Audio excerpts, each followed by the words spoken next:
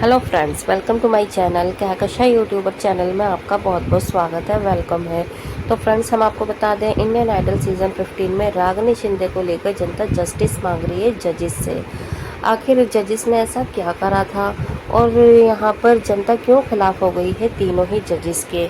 तो चलिए दोस्तों, पूरी खबर हम आपको आगे बताएं, लेकिन इससे पहले आपने अभी तक हमारे चैनल को सब्सक्राइब नहीं करा है, सब्सक्राइब कर लें और बेल आइकन भी ज़रूर दबा दें ताकि अगली नोटिफिकेशन आपको सबसे पहले मिले।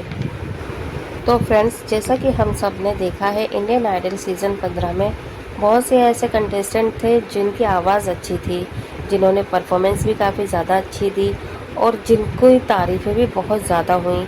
लेकिन एक एक करके सारे ही कंटेस्टेंट निकलते चले गए और बचे लास्ट में टॉप 5 कंटेस्टेंट। तो टॉप 5 से पहले हम बात करते हैं दोस्तों टॉप 8 की।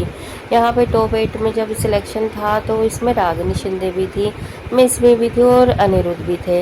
लेकिन दोस्तों, यहाँ पे जजेस ने तो अनफेयर करने की शायद ठान ही ली थी, सोच ही लिया था कि इस सीज़न में हम कुछ भी फेयर तरीके से नहीं करेंगे। इसीलिए तो दोस्तों देखिए, जब वो ऑडिशन हुए थे तो उस टाइम पे भी यहाँ पर 15 कंटेस्टेंट को ले लिया था और रागिनी शिंदे की आवाज़ अच्छी होने के बावजूद उसको सिलेक्शन नहीं मिला था। तो ये तो सिर्फ पहले से ही बना बनाया खेल है ना, यहाँ पे पहले से सोचा हुआ था कि हमने इस तरीके से गेम को खेलना है। पहले से ही स्क्रिप्ट लिखी जा चुकी थी इंडियन आइडल 15 की। और अब हम बात करें दोस्तों यहाँ पर कि किस किस के साथ में जस्टिस नहीं हुआ है, अनफेयर हुआ है डिसीज़न, किसको निकाला है बिल्कुल ही बेतुके तरीके से। तो यहाँ पर सबसे पहले नंबर 1 पे तो आती हैं दोस्तों रागिनी शिंदे ही। रागिनी शिंदे का नाम हम इसलिए बार बार लेते हैं क्योंकि उनके साथ में हमारे ख्याल से बहुत ज़्यादा अनफेयर हुआ है, क्योंकि वो एक बहुत अच्छी, बहुत ही प्रतिभाशाली, बहुत ही होनहार और बहुत ही सुरीली, बहुत ही सुलझी हुई लड़की हैं। अगर आपने उनकी परफॉर्मेंस नहीं देखी है तो आप सोनी टीवी पे जाकर किसी भी टाइम पे आप अपना इंडियन आइडल 15 की रागिनी शिंदे की परफॉर्मेंस देख सकते हैं और फिर आप खुद ही फैसला कर सकते हैं कि वाकई में रागिनी शिंदे के साथ में जस्टिस हुआ था या फिर उसके साथ में न्याय ही हुआ था। इसका फैसला आप ही के हाथ में है। लेकिन हम आपको बता दें दोस्तों, यहाँ पे रागिनी शिंदे के साथ में इतना ज़्यादा बुरा हुआ कि उसको सिलेक्ट ही नहीं करा। और जब टॉप 15 सिलेक्ट हो गए उसके बाद में बादशाह को थोड़ा ख्याल आया कि भाई रागिनी ने भी तो गाना अच्छा गाया था, आखिर उसका सिलेक्शन हम लोगों ने मिलकर क्यों नहीं किया। तो यहाँ पे बादशाह की अंतरात्मा जागी और बादशाह लेकर आ गए रागिनी शिंदे को सोलवे कंटेस्टेंट के रूप में। और जब रागिनी शिंदे आ गई सोलवे कंटेस्टेंट के रूप में तो यहाँ पे विशाल और श्रेया को एकदम झटका सा लग गया कि आखिर बादशाह हम दोनों के अगेंस्ट जाकर एक कंटेस्टेंट को कैसे लेके आ सकता है। वेल दोस्तों, लेकिन फिर भी लेकर आ गए। यहाँ पे 15 से 16 कंटेस्टेंट हो गए और जब ऑडिशन कंप्लीट हो गए तो यहाँ पे दोस्तों जब बारी आई परफॉर्मेंस की तो यहाँ पे जितने भी 16 कंटेस्टेंट थे, यहाँ पे सबसे अच्छी जो आवाज़ लगी थी सभी को वो थी रागिनी शिंदे। हालांकि रागिनी शिंदे अपना बैकअप कुछ भी नहीं लेकर आई थी, सिर्फ उनका नाम था, उनकी फैमिली थी और वो थी और उनकी आवाज़ थी। तो यहाँ पे उन्होंने अपनी आवाज़ के दम पर दोस्तों अपने फ़ैन की जो इंक्रीमेंट होता है, फ़ैन की काउंटिंग होती है फैंस की, वो बढ़ा ली। तो यहाँ पे दोस्तों देखिए, एक एक करके रागिनी शिंदे के जो फैंस थे वो बहुत ज़्यादा बढ़ते चले गए। इतने बड़े दोस्तों की ग्राफ इनका सबसे ऊपर चला गया और सबसे ज़्यादा वोटों की गिनती में रागिनी शिंदे आने लगी। लेकिन ये बात हज़म नहीं हुई फिर से जजेस को। यहाँ पे शायद जजेस कुछ और ही थाम के बैठे थे, कुछ और ही सोच के बैठे थे।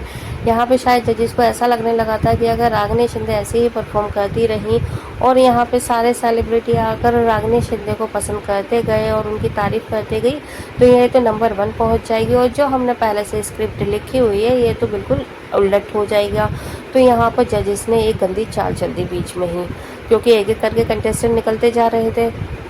अब जब बात आई सेमीफिनाले की, यानी कि टॉप 6 की चुनने की, तो यहाँ पर सबकी परफॉर्मेंस देखिए और आप दोस्तों सेमीफिनाले की भी परफॉर्मेंस देख सकते हैं। रागिनी शिंदे ने बहुत ज़्यादा अच्छा गाना गाया था, लेकिन उसके बावजूद यहाँ पे जजेस ने उसका सिलेक्शन नहीं करा। जजेस ने उसको डाल दिया बॉटम में और कह दिया बाद में कि भाई रागिनी शिंदे को वोटों की गिनती की कमी से यहाँ से निकाल दिया जाता है। तो ये जब आया सेमीफिनाले में एक भयंकर एलिमिनेशन, यानी कि पूरे सीज़न का सबसे बड़ा एलिमिनेशन था ये, जिसको बिल्कुल भी उम्मीद नहीं थी, बिल्कुल भी हवा नहीं थी कि रागिनी शिंदे निकल जाएगी। तो यहाँ पे जनता का जो गुस्सा था वो इस कदर फूटा कि यहाँ पर जो फिनाले डेट थी ग्रैंड फिनाले की वो इन लोगों को 1 हफ्ते और आगे बढ़ानी पड़ी, क्योंकि यहाँ पर जनता ने जब ये बोला कि रागिनी शिंदे को वापस लेकर आओ, फिनाले में वापस लेकर आओ, तो शायद जनता को ऐसा लगने लगा कि जब ये 1 हफ्ते आगे बढ़ाया है तो हो सकता है रागिनी शिंदे वापस आ जाए। लेकिन दोस्तों, रागिनी शिंदे वापस आना तो दूर, रागिनी शिंदे की एक परफॉर्मेंस नहीं दिखाई गई ग्रैंड फिनाले में। यहाँ तक कि उसका नामो निशान नहीं था, कुछ भी किसी ने उसे याद ही नहीं करा। और जो हमारे टॉप 6 कंटेस्टेंट थे उसमें अनिरुद्ध जो था वो भी बहुत अच्छा सिंगर था दोस्तों, उसके साथ भी थोड़ा सा पॉलिटिक्स हुआ, उसको यूज़ किया गया यहाँ पर। और फिर यहाँ पर रागिनी के बाद में फिर निकाल दिया दोस्तों अनिरुद्ध को भी 6ठे नंबर पर। तो ये देखिए कितनी ज़्यादा एक के बाद एक गंदी चालें चलते आ रहे थे मेकर्स। आखिर इन्हें अपनी स्क्रिप्ट में जो लिखा था वो जो कंप्लीट करना था। और यहाँ पे दोस्तों देखिए, जैसे ही टॉप 5 का सिलेक्शन हुआ फिर निकाल दिया चैतन्या को, प्रियांशु को। तो यहाँ पर दोस्तों एक के बाद एक अच्छे और सुलझे कलाकार जो है वो निकलते जा रहे थे। आखिर मनमानी चल रही थी यहाँ पे सोनी टीवी की, मेकर्स की और ख़ास तौर पे जजेस की। तो यहाँ पे जो सारा करा धरा था वो जजेस का ही था। अगर जजेस ज़्यादा नंबर देते, ज़्यादा वोटिंग कर देते, तो यहाँ पे रागिनी शिंदे भी आउट नहीं होती, ना ही यहाँ पे अनिरुद्ध होते आउट। और यहाँ पे दोस्तों जो विनर बननी थी वो मानसी नहीं बनकर यहाँ पे स्नेहा या शुभजीत को बनना था। तो इस तरीके से दोस्तों यहाँ पे पूरा गेम प्लान किया हुआ था रागिनी शिंदे के साथ में पहले से ही, बिगिनिंग से ही, कि इसको हमने लेना नहीं है और लेना है तो इस तरीके से लेना है, और जब ले लेंगे तो इसे सेमीफाइनल में निकाल देंगे।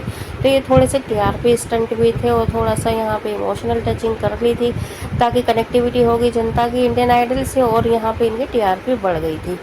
तो दोस्तों जब इनका काम पूरा हो गया, इन्होंने टाटा बाय बाय कर दिया रागिनी शिंदे को, तो यहाँ पर जो एक इंसाफ की बात है वो नहीं हो पाया। और उसकी बात इंसाफ नाइंसाफ़ी को लेकर रागिनी शिंदे की माँ ने भी पोस्ट कर दी है। रागिनी शिंदे की माँ बहुत ज़्यादा नाराज़ है। भले ही रागिनी शिंदे को कोई शिकायत ना हो, लेकिन फैमिली में सभी नाराज़ हैं। वेल दोस्तों, आप क्या कहेंगे इस बारे में? आप भी हमें अपनी राय कमेंट बॉक्स में कमेंट करके ज़रूर बताइएगा। क्या वाकई में रागिनी शिंदे को जस्टिस मिलना चाहिए? क्या उन्हें इंडियन आइडल की तरफ से अब जाकर कोई ना कोई ऐसा प्लेटफॉर्म जरूर देना चाहिए जिससे कि वो कोई शो कर पाए? तो यहाँ पे दोस्तों अगर आप भी यही चाहते हैं, आपकी भी यही राय है कि सोनी टीवी की तरफ से रागिनी शिंदे को कोई स्पेशल ऑफर मिलना चाहिए, तो आप हमें अपनी राय कमेंट बॉक्स में कमेंट करके ज़रूर बताइएगा। वीडियो अच्छी लगी है वीडियो को लाइक कर लें, और अगर आप चाहते हैं कि और भी अपडेट आपको हमारे चैनल पर मिलती रहे तो चैनल को सब्सक्राइब करे बिना मत जाइएगा। मिलती हूँ नेक्स्ट अपडेट में, तब तक के लिए अपना ख्याल रखें। Bye bye.